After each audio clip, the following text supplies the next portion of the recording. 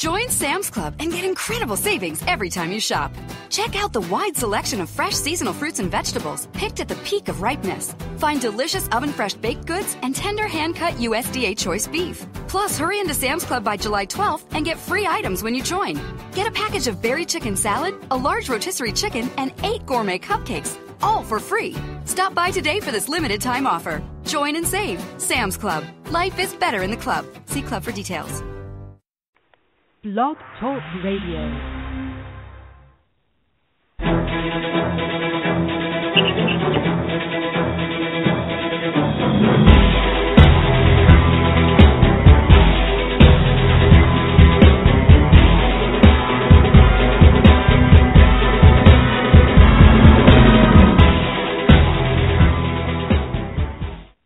Welcome to a special Friday night edition of The Grueling Truth. I'm your host, Mike Goodpaster, and tonight we're going to be discussing the International World Bowl Series. As you guys may know from listening over the last 4 months, I was a professional indoor football coach the last 5 years, and I can tell you there are a lot of talented football players in this country that are capable of playing in the NFL or CFL, but aren't given the right opportunity. I think something like the International World Bowl Series is a platform that could possibly give those players the exposure they need to have a shot at the NFL or CFL. So I figured let's go ahead and bring on the guys from the International World Bowl Series and let them explain a little bit about the concept. So without any further ado, I'd like to welcome in the founder of the concept, Coach Tony Mangini. How you doing tonight, Coach? Very well, Michael. How about yourself? I'm always great, and I'm always awake. But let's see. Coach, I want to take this opportunity to thank you for having us on your show. Oh, no problem. It's a pleasure. Tell us a little bit about your football background, just some of the experience you bring to the International World Bowl Series, and like I said, just a little bit of background about yourself. Well, Michael, I've been involved in football since Pop Warner back when I was in my 5th year.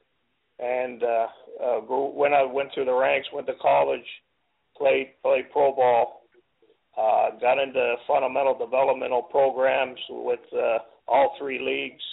And since 1991, that's what we've been doing is developing players. And we really started back in 94, 95 with Division II and III players.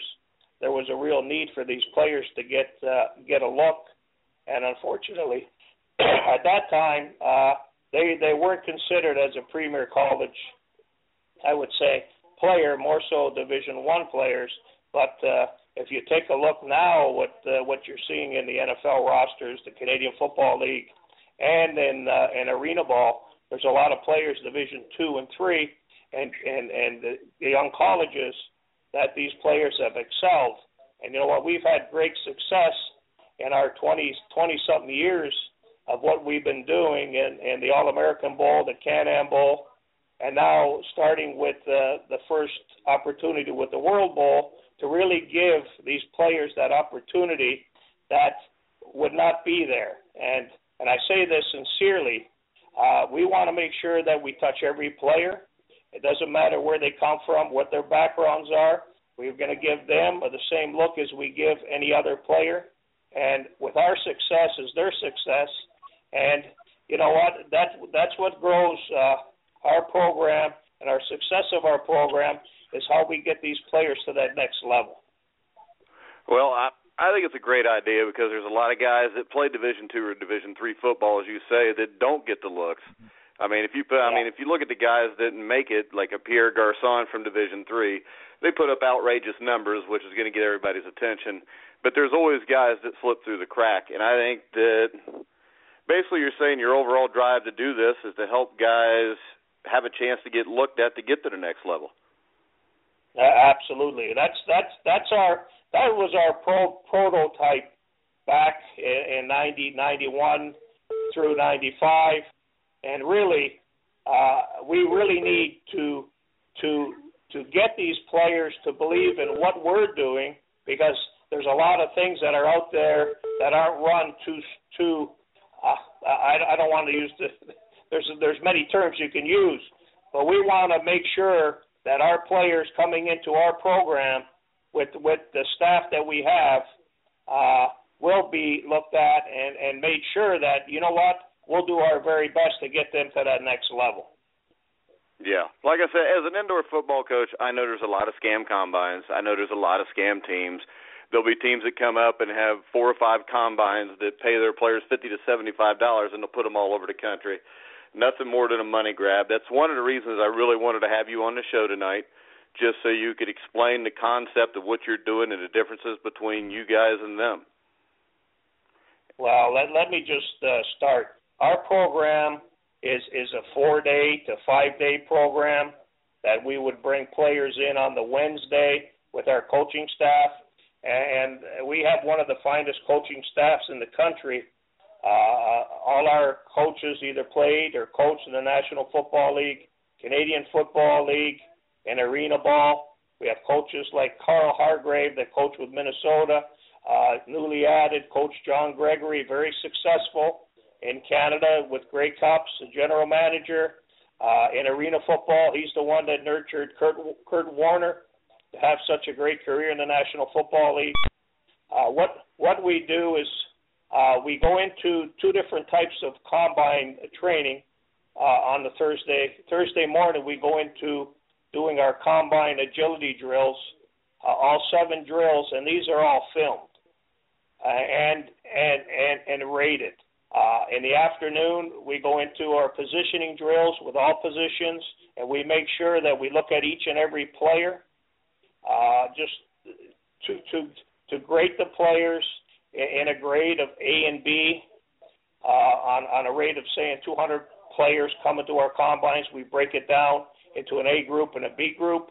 Our coaches will study each and every player that Thursday night, and then we go into a draw and actually pick these players in a lottery, and then we set up an A team and a B team for both A and B grades, and then we practice on the Friday, which would be all filmed, and go through our play film. The afternoon we go into running our pads and doing a little bit of hitting, and then Saturday we go through our walkthrough, and then we participate in our games. So each and every player that participates in our program gets 4 looks, not a half an hour look, not an hour look. They get 4 looks, and probably, I would say, 2 hours for the game, and plus their film on their agility and their practice. So there's a lot of film that's put into our database that can be used for all the scouts and their agents out there looking for players to get onto the professional rosters. Now, are you guys working with any agents or anything like that to send your film to? Do you have any agreements built in with any? Yeah, we have a group of agents that are sending a lot of players, and I will have some of these agents on your show.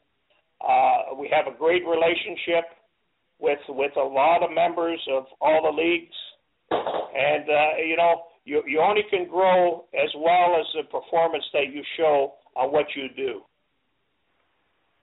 Now, the players, when you film all this stuff, are the players, are they able to get that film from you guys when they're done? Absolutely. They'll be able to have their own film, and we'll have that film in our database. And on request through documentation, we will not release any of that. This is private documents. We will release that on the okay of either their agents or the members of our organization. Okay. We have a guest on the line, it looks like. I think this is Coach Hargraves. Coach, you there? Yes, it is. Yes, I am. How you doing, Coach? Oh, doing tremendous. Yeah, we can hear you fine, Coach. Oh, great. How's everybody? All right. So you want to explain to us what drew you to the International World Bowl Series? Well, yeah, I'd like to. First of all, I had an opportunity to talk at an extensive conversation with Coach Anthony Mangini, and looking at having been around a little bit in major college ball as well as in the National Football League, I recognize that the opportunities for guys to play the game aren't always there. Once they finish playing college ball, and then there's that gap between playing in the CFL or playing in the National Football League or even the Arena League. You know, the numbers itself are so small that a lot of guys don't get an opportunity. And I've seen a lot of guys on the street that have come out that have the ability to play, but they don't have an opportunity to play. And this, you know, the International World Bowl Series, that gives us an opportunity for guys to extend their careers, develop into being really fine football players, and then have an opportunity to, you know, make a living playing this game. Well, now we also got, Coach, we got the situation that there was supposed to be a combine in Owensboro, Kentucky on July 8th. Do you want to explain that a little bit? Well, I think, yes. You know, I defer that to Anthony. I think here's the good thing, that we're setting everything up right now and developing, you know, and talking to players and coaches as well, and preparing to go and really hit it hard in New York in Union College. I think that's coming up real soon. As far as the guys that not having an opportunity to do it down there, whatever came up, you know, these things happen. In football, we always prepare and adjust for what they call sudden change. You know, yeah. You don't have it happen, sudden change, but you have sudden change sometimes. And then you know, the good teams, the good players, matter of fact, the great teams and the great players know how to make those adjustments. Well, I can tell you this. Before I got you guys on the show, before we sealed it up on Friday, I had heard some things about a combine that was being done in Kentucky by a low-level indoor football league team. And I called Kentucky Wesleyan. I talked to the assistant AD, who told me the reason you guys' combine was canceled was because there was bills that were owed from that team, and they said that's the reason they couldn't afford to risk that again. But I do know this. The assistant AD said the head football coach, Brett Holzclaw, was completely behind you guys, actually wants to work with you. And I know, Coach, you've talked a little bit about actually rescheduling that for a later time at Kentucky Wesleyan College.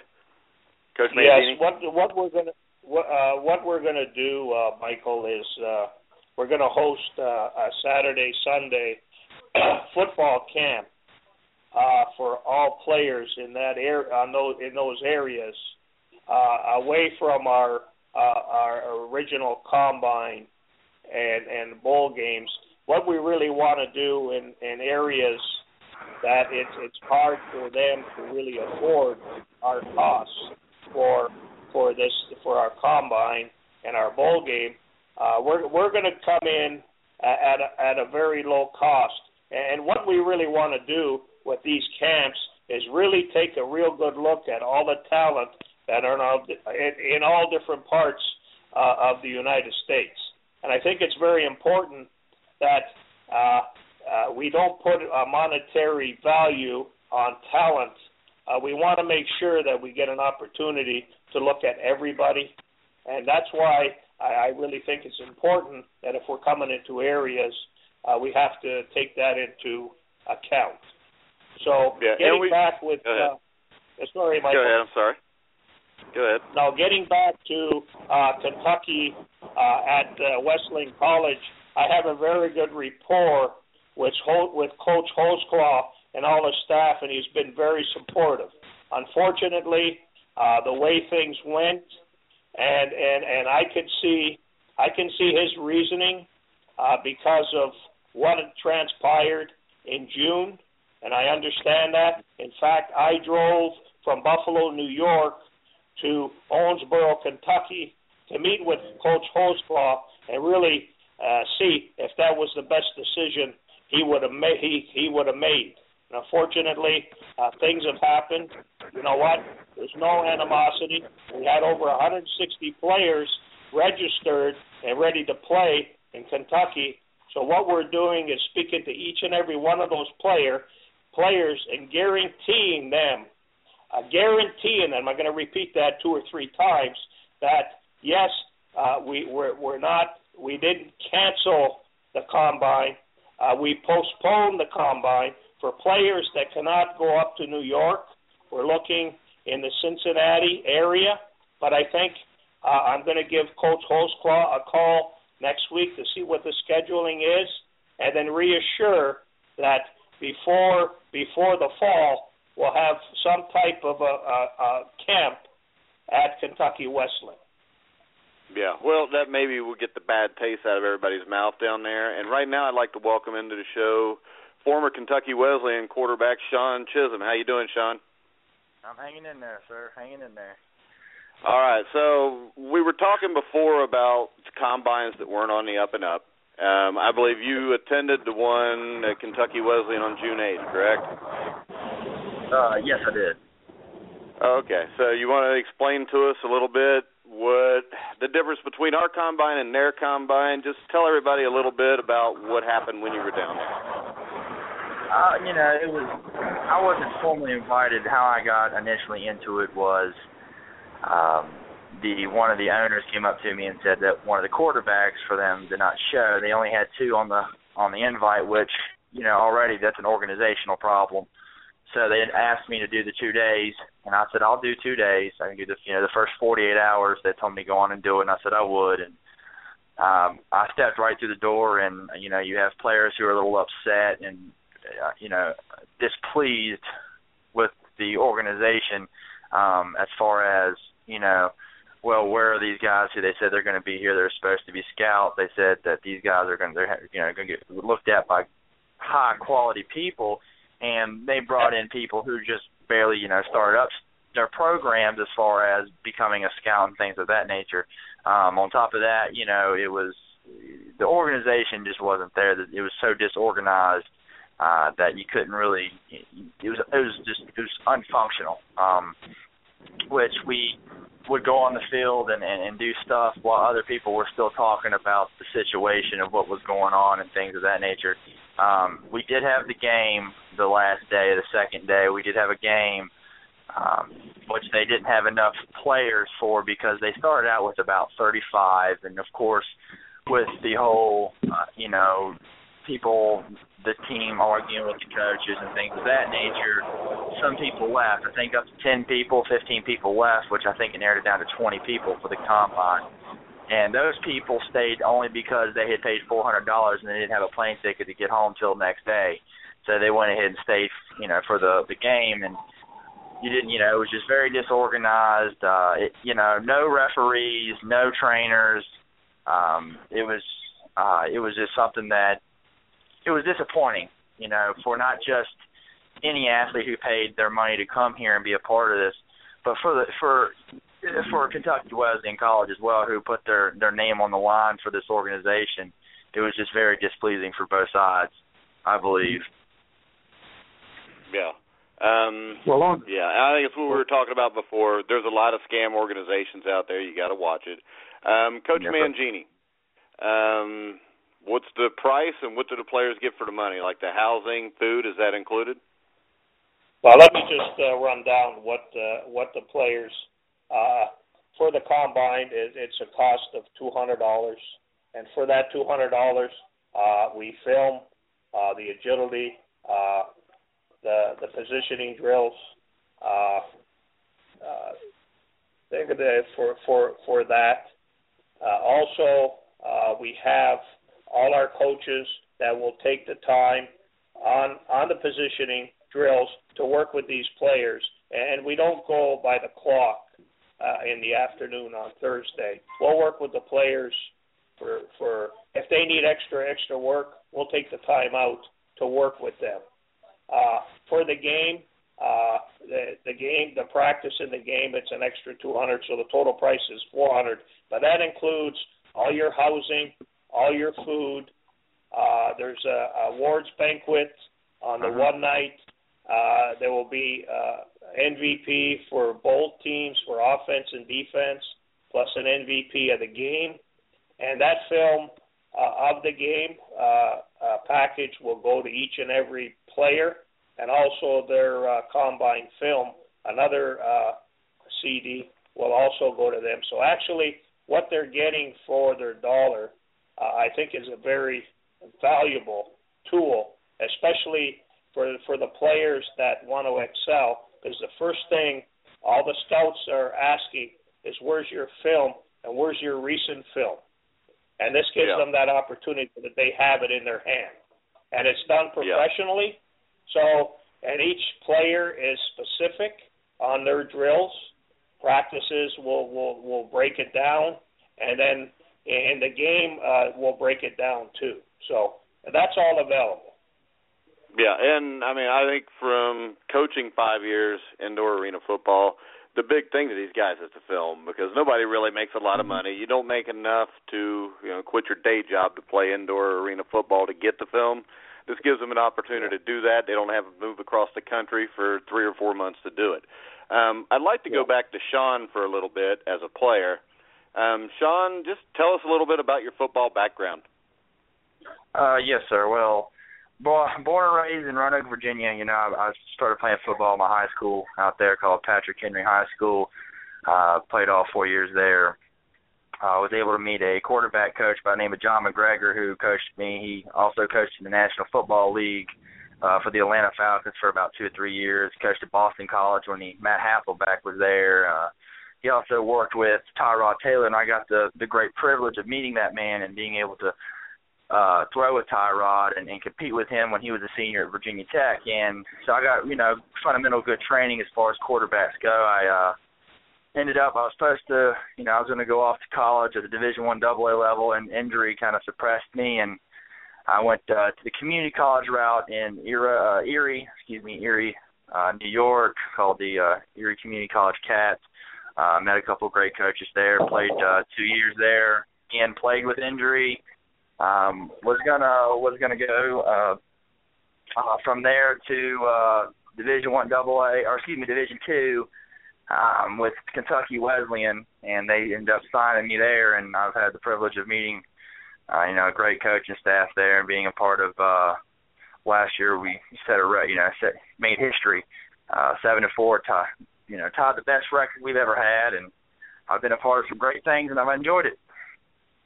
Yeah. What's your ultimate goal with the International World Bowl Series? I mean, is your ultimate goal the NFL? I assume it is.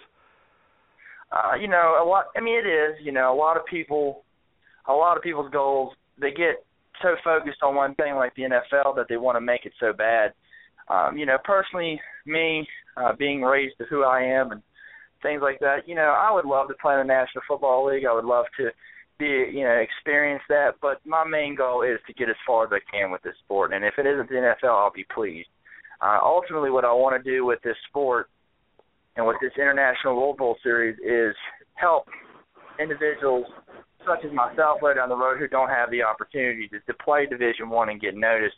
I want to be able to help them. I've had some great coaches in my life, like I said, who inspired me to be a good man and treat players like I want to be treated. Because, of course, I am a player. We've all been there, and I want to be able to help people. And that's when, Mangini came to me and said, hey, we have this going on. You want to participate? I jumped on it quick, and I started inviting other players to come be a part of this because ultimately, yes, I want to play in the National Football League. I want to be able to showcase my ability and show people that I can do it. But on the other hand, I want to show people and athletes and people who are non-athletes that this sport is meant for everybody. Anybody and everybody can do it if you have the mentality, and someone to be behind you and push you and treat you like a human being rather than a tool. And that's what I want to really get out of it, is I want to be able to help people in the future. When I'm 30 and 40, I want to be able to coach Division I. I want to be able to show those guys, hey, this sport, you can make it if you put your mind to it. And knowing the right people and getting yourself affiliated with the right people is the goal, and that's what my goal is not only to play in the National Football League, but also to help kids in the future. Yeah, very well said. I mean, it's really good to talk to a football player that's your age that has the right perspective on life. Let's go back to Coach Hargraves real quick. I know Coach Mangini you coached in the NFL a little bit. You want to give us a little bit of your football background? Well, I'll tell you what, I've been blessed. I went to a small school, Division III, and I was drafted by the Raiders back in 1976 and bounced around, didn't really stick anywhere. And a very close friend of mine and mentor, Dennis Green, we got together and started coaching at Northwestern University. And coached at Northwestern for 5 years and went over to the University of Pittsburgh with Mike Godfrey for a year. Coached offensive line there, I tell you what. And then hooked up with Jack Pardee and John Jenkins down at the University of Houston for 5 years, where I coached receivers there. We had, we had some great years there with the run and shoot. There was the onset of the run and shoot on the college level, so we were spraying it around pretty good. And then I'm from Iowa City, and Hayden Fry called me up and asked me was I ready to come back home and coach, and it worked out beautiful. And I went back to University of Iowa for 2 years and coached tight ends there, and then had an opportunity to go in the National Football League with Dennis Green up in Minnesota Vikings, and was there for 8 years, and just had a tremendous career there. And then I'm living in Phoenix, Arizona now, and came down to Phoenix and coached with the Cardinals for a while. And so that's where I'm at, and this opportunity here is just tremendous in as far as, being in position to develop players and to encourage and motivate players to be the best they can be where they're at, whatever phase and whatever stage of their playing career they're at. They can always work to be the best that they can be there, and this gives them a great opportunity. All right. So I've been blessed to have a pretty. Go ahead. Go ahead. Sorry about that, Coach. No, I was just saying I've been blessed to be able to enjoy my career in coaching and that playing career, and as a young man just said, to be able to impact a player for the rest of his life, and that's always been a joy. Uh-huh. Well, we got about 2-3 minutes left, so I want my last question to be Coach Mangini. Coach, where do you see the International World Bowl Series on the football landscape 2 to 3 years from now? Our major goal is to host the first World Championship with as many teams from around the world to play against our United States of America. Location we will work on. Our goal is to provide our services around the globe to any country that reaches out to us. All our major bowl games have all been played in NFL and National League, Football League stadiums. Our last game that we sponsored was played in Dallas Cowboy AT&T Stadium, December 23rd, where one of our coaches coached with a last-second field goal by Alex Sendejas, which is Alex Sr. is part of our staff, and the nephew of Max Sendejas, which also played in the National Football League. So we're very blessed with a great staff of players from all over the country.